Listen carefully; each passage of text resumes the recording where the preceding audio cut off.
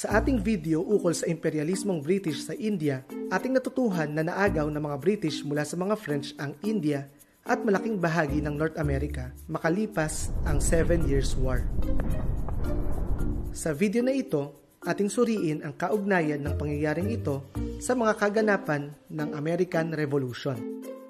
Ang video na ito ay bahagi ng ating series ukol sa panahon ng transformasyon at revolusyon. Kaya make sure to click the subscribe button to watch the entire series.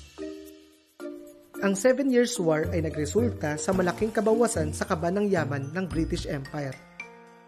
Desperado ang British Empire na makahanap ng panibagong pagkukunan ng kita upang mabayaran ang kanyang mga sundalo at mga utang nito dahil sa 7 Years' War. Upang masagot ito, itinoon ng British Empire ang kanyang atensyon sa isang potential source ng income, ang 13 colonies of North America. Ang 13 colonies ay itinatag ng mga British noong 1607 hanggang 1733 bilang bahagi ng unang yugto ng imperialismo. Sa loob ng humigit kumulang 150 years, ang mga colonies o mga taong naninirahan sa 13 colonies ay may malawak na kalayaan mula sa mga British. Gayunpaman, nagbago ang lahat ng ito dahil sa suliraning pinansyal ng British Empire. Upang madagdagan ang kanilang kita mula sa 13 colonies, ang mga British ay nagpasa ng iba't ibang mga batas upang buwisan ang mga colonies. Ang unang batas na ipinasa ay ang Navigation Act. Ayon sa batas na ito, ang mga kalakal ng mga colonies ay kinakailangang isakay sa mga barkong British upang proteksyonan ang mga ito. Kapalit ng proteksyon, ang mga colonies ay kinakailangang magbayad sa mga British. Ang sumunod ay ang Quartering Act. Sinasaad ng batas na ito na kinakailangang patuloyin ng mga colonies ang mga British soldier sa kanilang mga bahay at pakainin ang mga ito. Bagamat hindi buwis, ipinasa ng Quartering Act ang gastos ng pagpapatira at pagpapakain ng mga sundalong British sa mga colonies.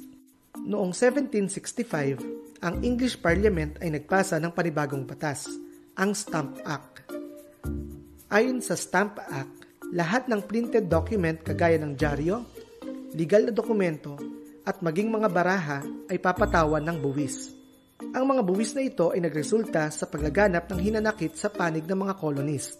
Gayunpaman, hindi ito nakapigil sa mga British upang magpasa ng panibagong batas, ang Townshend Act. Ang batas na ito ay nagpataw ng buwis sa kalakal ng papel, pintura, salamin, tsaa at iba pang produkto mula sa North America. Ang Townshend Act ay lubos na nagpaibayo sa galit ng mga colonies sa mga British. Noong 1770, pinaputukan ng mga British ang nagproprotestang mga colonies laban sa Townshend Act. Nagresulta ito sa pagkamatay ng 5 tao at mas maraming mga sugatan. Nakilala ang pangyayaring ito bilang Boston Massacre. Makalipas ng 3 taon noong 1773, naganap ang Boston Tea Party, kung saan itinapon ng mga colonies ang mga imported na tsaa ng British East India Company sa dagat. Nagresulta ang Boston Tea Party ng pagkakasara ng mga pantalan ng Boston at ng batas militar sa Massachusetts. Bilang sagot, ipinasa ng Continental Congress ng 13 colonies na i-boycott ang lahat ng produktong British. Upang maiwasan ang kaguluhan, nagkasundo ang Continental Congress at ang mga representative ng British Empire na mag-usap. Gayunpaman, noong 1775, sumiklab ang labanan bago pa man makapag-usap ang dalawang panig. Nagsimula ito sa tangkang pagkumpiska ng British Redcoats sa mga armas ng mga colonies. Ang mga British Redcoats ay sinalubong ng mga Minutemen o mga citizen militia ng 13 colonies. Sa hindi maipaliwanag na kadahilanan, isang putok ang kumalingaw-ngaw na nagresulta sa isang madugong labanan. Naging madali sa mga Minutemen ng 13 colonies na talunin ang mga British Redcoats. Ang mga Minutemen ng 13 colonies ay nakatago sa mga puno at batuhan, samantala ang mga British ay hindi. Karagdagan dito, ang uniform ng mga British ay kulay pula kung kaya't mas madali para sa mga Minutemen na asintahin sila. Ang hindi sinasadyang labanan na ito ay nagresulta sa pagsisimula ng American Revolution. Sa susunod na episode, ating ipagpatuloy ang talakayan sa mga pangyayari noong American Revolution at ang pagwawakas nito.